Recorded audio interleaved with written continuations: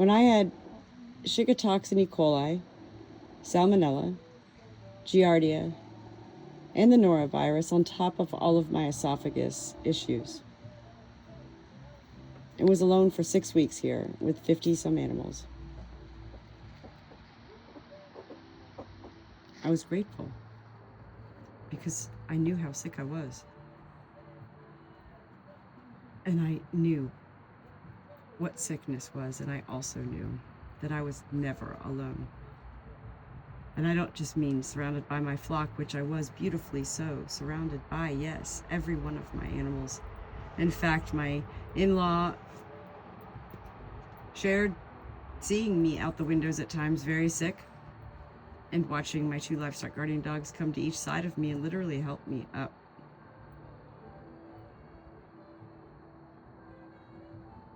I was never alone. And that's something really hard to explain, because when you say, I was alone, and yet I wasn't alone. People go, oh man, she's getting religious on us. She's getting angel talk on us. Well, you know, it is what it is. And heaven does want us to share more. I can't explain it any other way.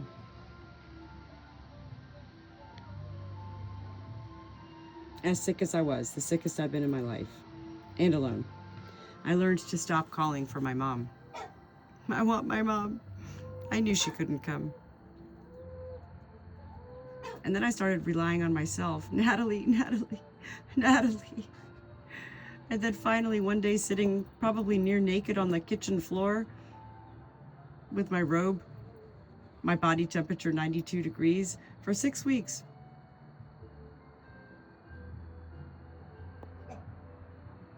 I did give it all at that point to heaven, and I smiled because I realized that I already had given it all to heaven.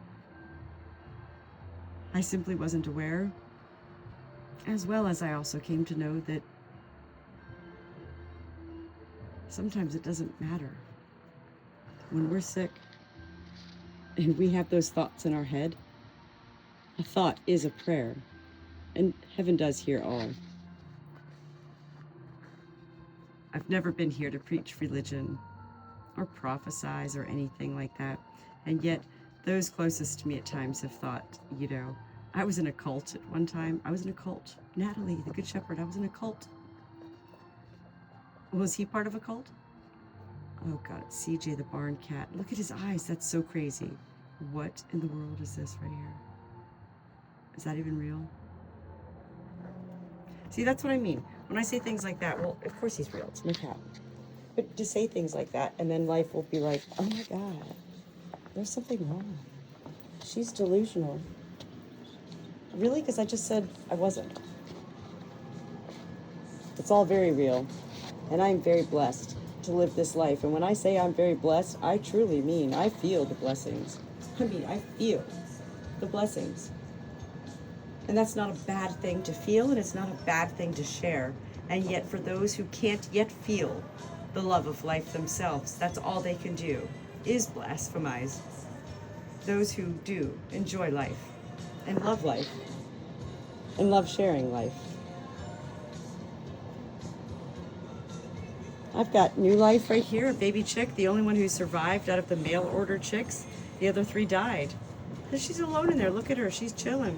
She's got a good view. I turned the table sideways. I'm not here for aesthetics in this home, you know, of having company and it better look perfect. And yet it is clean every day. It has to be. And that's part of my life. Juno's never in here. I don't know. She's chilling out in here, and that's fine. And then there's Andy and Janet waiting to go to bed. They do sleep with me every night, these two.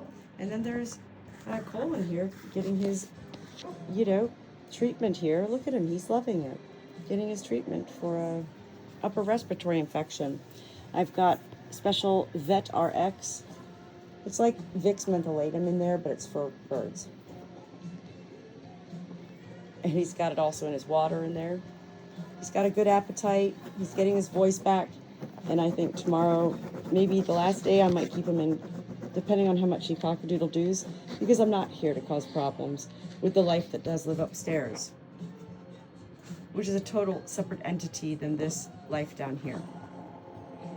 And yet, I'm not here to cause problems.